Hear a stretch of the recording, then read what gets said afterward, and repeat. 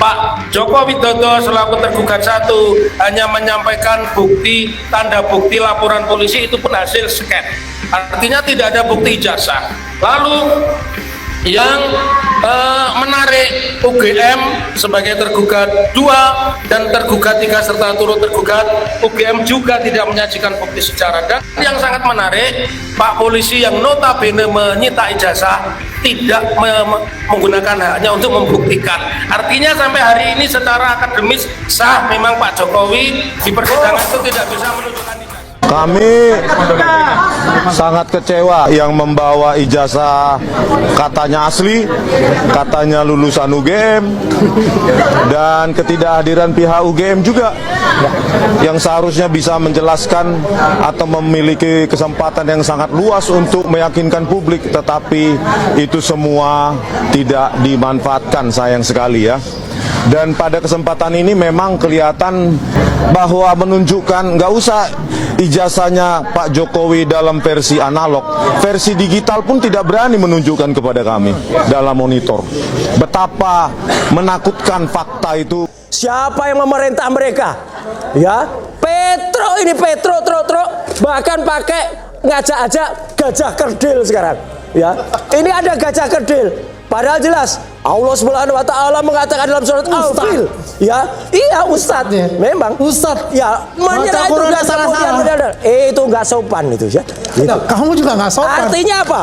Nah, artinya saya mengimbau kepada seluruh ini yang namanya buto-buto ini adalah lawan-lawan kita. Di belakangnya Petro ini jelas ada buto-buto ini. Iya, ini ada buto-buto ini. Dan mereka yang dihancurkan, karena mereka yang menghancurkan Indonesia.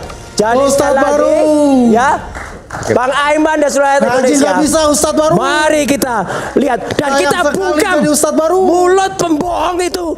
Presiden ke-7 RI Joko Widodo yang dalam perkara ini berposisi sebagai tergugat 1 disebut hanya menghadirkan salinan hasil pindai, yakni scan atas dokumen laporan polisi sebagai alat bukti. Tidak tampak adanya penyerahan dokumen fisik atau bukti asli yang dapat diuji langsung di hadapan majelis hakim.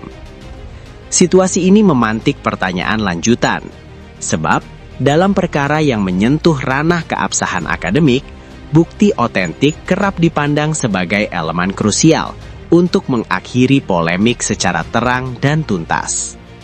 Yang tak kalah menarik perhatian, Universitas Gadjah Mada, yakni UGM, sebagai tergugat 2, juga dinilai tidak menyajikan bukti dalam bentuk data akademik primer yang lazim digunakan dalam verifikasi administrasi pendidikan tinggi. Publik mencatat, tidak ada paparan rinci mengenai arsip induk, register akademik, atau dokumen pembanding yang secara terbuka diuji dalam persidangan tersebut. Lebih jauh lagi, sorotan justru mengarah kepada pihak kepolisian. Aparat disebut telah melakukan penyitaan terhadap dokumen yang diklaim sebagai ijazah. Namun, hingga persidangan berlangsung, hak kepolisian untuk menghadirkan barang sitaan di hadapan pengadilan tidak digunakan. Jadi, pada intinya, ini adalah kemenangan publik. Semoga nanti publik, mau siapapun orangnya, mau dia presiden, gubernur, dewan, kalau dia merasa memang dia ingin tahu ijazah pejabat publiknya, dia harus berkirim surat ke PPID. Kalau tidak dikasih seperti yang kita alamin ini perjuangan panjang ya Bang Mange ya? Ya, berbulan-bulan. Berbulan-bulan dengan ada drama-drama keluarnya keputusan KPU 731 yang membuat publik marah. Ini kembali saya bilang, ini bukan kemenangan saya, ini kemenangan publik yang marah itu. Putusan memutuskan menerima permohonan untuk seluruhnya, menyatakan informasi salinan ijazah atas nama Joko Widodo yang digunakan sebagai peserta pencalonan Presiden RI periode 2014 dan 2022 merupakan informasi yang terbuka. Memerintahkan kepada termohon untuk memberikan informasi paragraf 62 kepada pemohon setelah putusan ini berkekuatan hukum tetap. Oke, terakhir ya. Kita dari jam 7 sampai harus jam 11 ini ya. 4 jam ini luar biasa ya, sangat panjang. Tapi hampir kita melupakan sesuatu.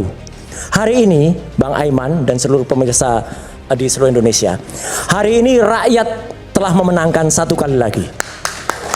Tadi siang Pak Bonatua Pak Bonatua Silalahi dalam sidang di Komisi Informasi Pusat sudah berhasil memenangkan, dan komisioner di KIP itu sudah membolehkan untuk akhirnya memerintahkan KPU, ada KPU di 5 wilayah, yaitu KPU Pusat, KPU DKI, kemudian itu KPU Pusat 2 kali, KPU DKI sekali tahun 2012, KPU Pusat tahun 2014-2019, dan KPU di Solo tahun 2005-2010 untuk membuka semua yang disembunyikan atau yang dikecualikan dalam kopi ijazah. Ini yang Bonatua ya? Bonatua. Hari ini ya? Artinya, apa yang nanti terjadi? Dengan ada yang nanti dibuka seperti ini, alhamdulillah kami sudah menitik lagi. Ada beberapa perbedaan yang krusial. Baik itu pada legalisasi maupun pada tanda tangan yang lain. Tunggu saja tanggal mainnya nanti. Ini yang ada di KPU. Ya, ini yang ada di KPU pusat ya, yang pada tahun 2019. Ini sebelum closing bisa nggak? Ya, nanti dulu. Saya masih panjang dulu. Bentar, jangan dipotong dulu. Ya, jadi ini apa? Dan pada saat pendaftaran pada saat capres.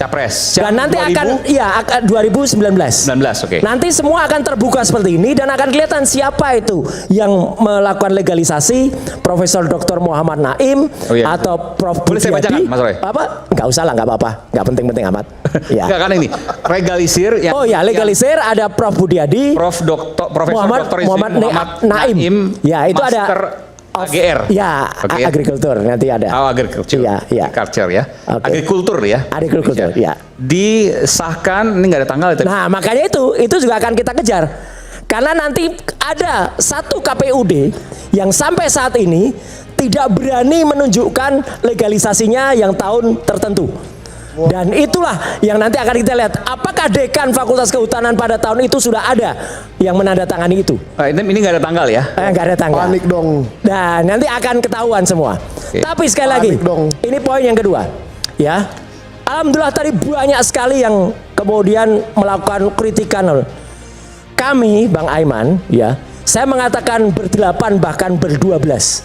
Ya, mulai dari Pak Egy Sujana, Damai Hairul Lubis, Bu Kurnia Triroyani, kemudian juga Pak Rizal Fadila, terus Rustam Effendi, saya Dr. Resmond dan Tipa. Kami tetap kompak, ya, kami tetap bersatu untuk membuktikan itu. Ini apa yang terjadi malam hari ini, Bang Egy nggak usah khawatir, kami tetap membela Bang Egy, ya. Kami menanyakan makanya kau pecundang atau pejuang itu adalah untuk mengetuk hati Bang Egy, dan jawabannya jelas tadi. Jam 10 lebih tadi Bang Egy sudah menjawab itu memang palsu, tidak ada maaf-maafan. Kami bersama semuanya. Ini persis Bang Aiman. Kalau kita lihat ini negara kita itu sama seperti sedang dikacau zaman POC dulu, zaman Belanda dulu, zaman Kompeni dulu. Diacak-acak oleh termol-termol ini.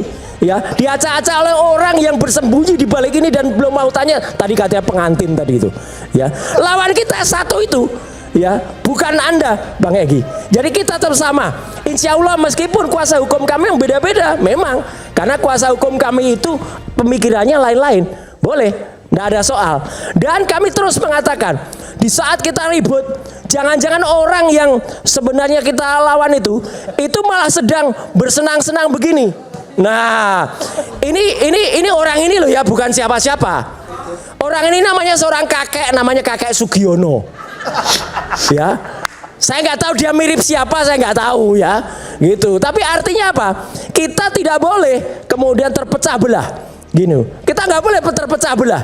Kita harus satu. Dan itu kalau dalam cerita pewayangan, bumi goncang-gancing, langit gelap-gelap, ya. Indonesia sedang dikacau oleh para termol. Wah, ini para termol. Pancai kosong, nyaring bunyinya. Boleh nggak saya Apa bantai? itu nggak usah Sebelum motong-motong wayang nih. Itu otak kosong itu ya. Ini termol ini, ya.